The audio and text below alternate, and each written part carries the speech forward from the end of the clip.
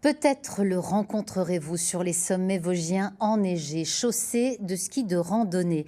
Alors que la discipline est en plein essor depuis la fermeture des remontées mécaniques, cet habitant de Bussan l'affectionne depuis de nombreuses années, au point d'avoir publié un guide, mis en ligne un site internet ainsi qu'une exposition. Une rencontre signée proposée par Laurent Parisot et Mustapha Mohamed.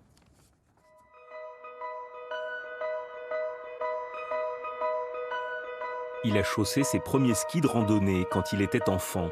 Mais c'est son service militaire dans un centre d'entraînement au combat en montagne qui a définitivement convaincu Claude Richardin de l'intérêt de monter les pentes avec des peaux de phoque, le goût de l'effort et la récompense des paysages vosgiens immaculés.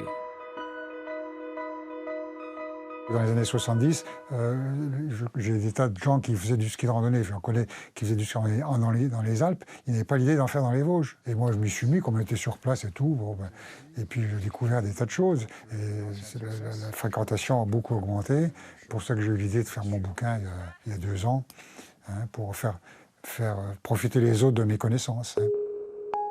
Désireux de partager sa passion, Claude Richardin ouvre volontiers les portes de sa collection privée.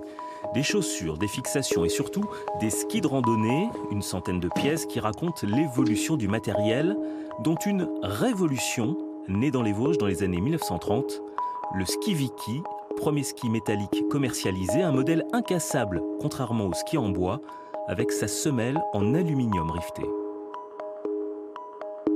Et surtout, la semelle a des espèces de crans, vous voyez, pour empêcher qu'il recule. Jusqu'à l'époque, comme tout le monde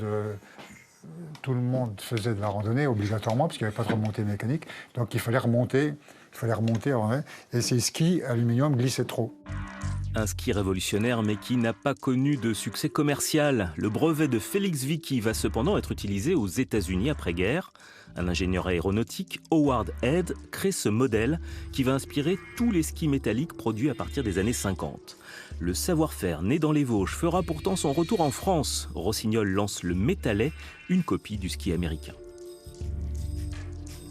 Ça a été vraiment le succès, un gros succès commercial, et à tel point que Rossignol a dépassé Head, est devenu le premier fabricant mondial de ski en 68, 70, quelque chose comme ça. Hein. Une guerre commerciale pleine de rebondissements, comme dans un roman. Une histoire sur fond de démocratisation du ski et de son développement en tant qu'activité de loisir que Claude Richardin prévoit de raconter une fois l'hiver terminé.